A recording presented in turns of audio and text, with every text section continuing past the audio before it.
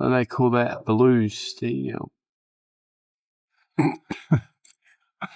Whack. It's my last day here at the chamber, and I thought I had an extra day, and I thought, oh, that feels like a good amount of time. I've been here for 10 days.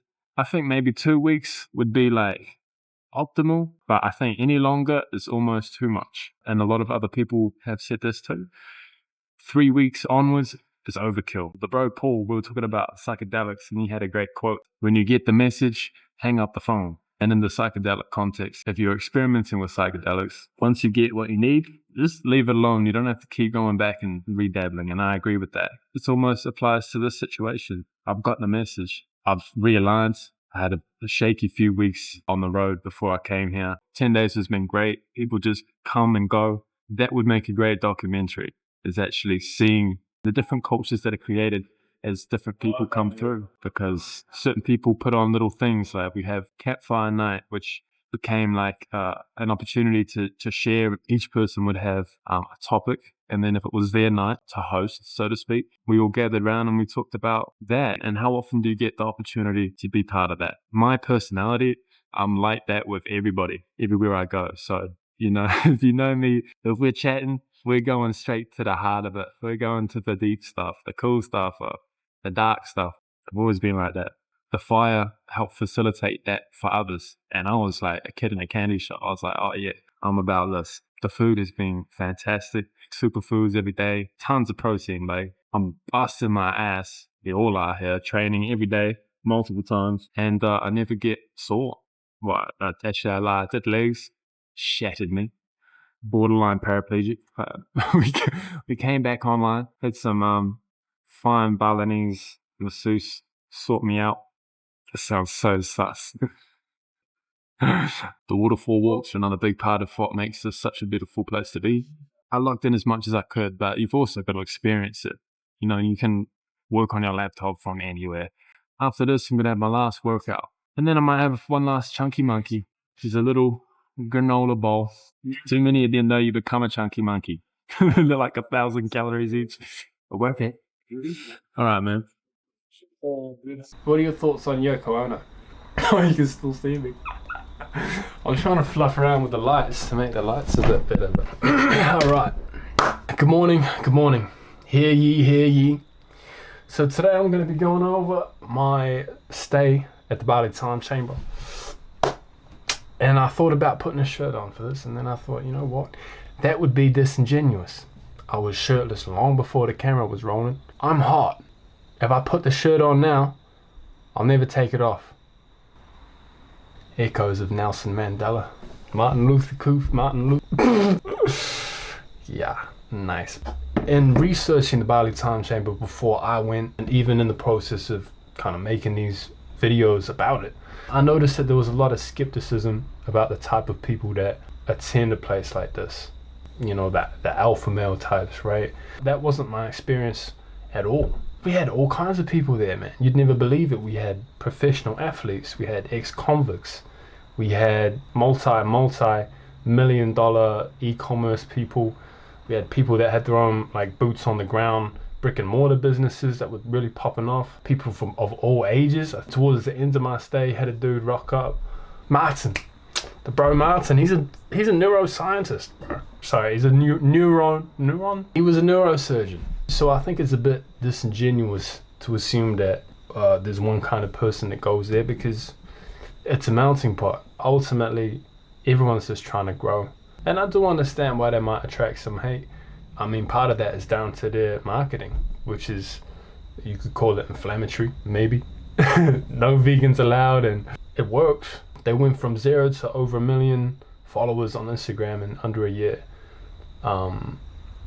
So, man, I can't fault them on that. I think too, there seems to be, people think it's like a woman-hating, a place where we go and express our mutual love for misogyny. No, if anything, we were breaking bread and sharing and teaching each other what we know about relationships and how to navigate them. Is it a sausage fest? Definitely. It's part of the magic of it, because how often do you get to be in a place where there's no female presence? And nothing against ladies, but men act differently when women are around. right? We're trying to charm, we're trying to please, we're trying to impress, we're trying to compete with each other. And in the absence of female presence, the energy is expended elsewhere. For me, I have a partner, right? I'm sure many men can attest to this. Having a woman, having a partner is like a full-time job, right? To do it right, to be attentive and caring and spend quality time and like really be partners, you know, not just two buds walking their own way parallel to each other. To really lock in, integrate, and meander through the journey of life with somebody else, it's a full-time commitment. So for me, hopping out and doing it alone, it was needed for me, I think, just to like finally think about what I wanted for my life.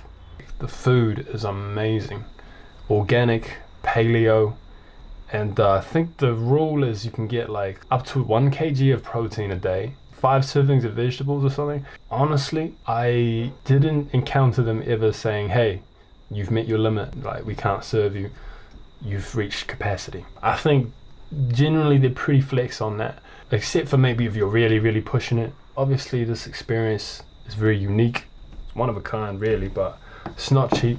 So what would I do differently to make the most of it? I would wake up earlier, knock out as much work as I could earlier in the day, and then like spend more time with the boys.